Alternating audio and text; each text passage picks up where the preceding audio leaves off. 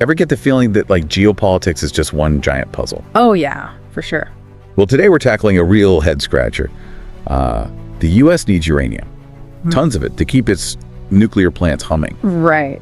But a big chunk of that uranium comes from Russia, Yeah, you got it. a country that the U.S. is, actively sanctioning. Exact. So we're going to dive deep into this whole mess of energy politics and global power plays. It's really a fascinating look at how real-world politics often, trumps ideology. Right. I mean, the U.S. gets about 20% of its electricity from nuclear power. Yeah. And a good portion of the fuel for those plants has been coming from Russia for a while. So then Biden signs this law in May 2024, Right.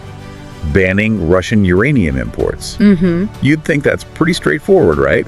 Like, we're serious about punishing Russia. Well, yeah, you'd think so, but that's where things get a little, complicated. Okay. The law has these exceptions, Right. like loopholes that let U.S. companies keep buying Russian uranium until 2028. If they say they can't find enough from somewhere else. So I think 4 more years? Yeah. So is this just the U.S. trying to look tough on the world stage? It's possible. But then behind the scenes, they're still making sure they get their uranium. It's definitely a possibility. I mean, you have to think about the domestic nuclear industry here. Okay. They don't want to be cut off from Russian uranium too quickly. Right. They argue that would make prices skyrocket and it could lead to, shortages. Shortages. Yeah, exactly. Oh, wow. So this exception kind of buys them time to figure things out, find other sources. Okay, but how does the U.S. even pull this off? Well, they're basically using their influence over global finance. Okay. They control the systems that make international trade possible. Right. Think about SWIFT. Yeah, the network for international bank transfers. Exactly. And of course, the US dollar is still like the world's dominant currency. So by limiting Russia's access to those systems, the US can make it really hard for them to do business with pretty much anyone but the US. So it's kind of like they're saying to their allies, hey, we're all in this together to sanction Russia, Yeah, except when it comes to something we really need. that's a good way to put it. And now let's talk about Europe.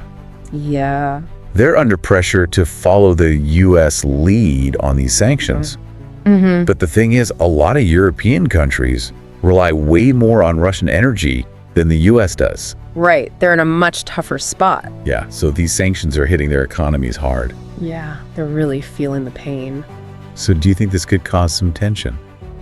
I mean, it definitely raises questions about consistency, and fairness. It's kind of a double standard. Yeah. And it highlights this concept of economic sovereignty. Economic sovereignty. Yeah, basically, it's a country's ability to control its own economy Cool. without being overly influenced by other countries. So this is like a wake-up call for countries to diversify. Exactly. Get their energy from more than one place. Exactly, and make sure they're not too reliant on any single partner. Because that partner might turn out to be unreliable. You got it. So it's more complicated than just good guys versus bad guys. Oh, way more complicated. It's all about, competing interests and unintended consequences. That's a great way to put it. And here's something else to consider. What's that? As the US and Europe try to move away from Russian uranium, who's going to fill that gap?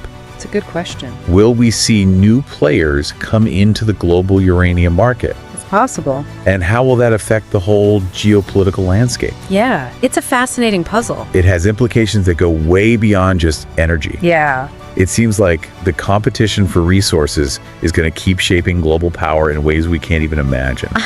Absolutely. And that's something to think about as we move further into the 21st century. Well, that's all the time we have for today, but it's clear that this issue is far from over. For sure.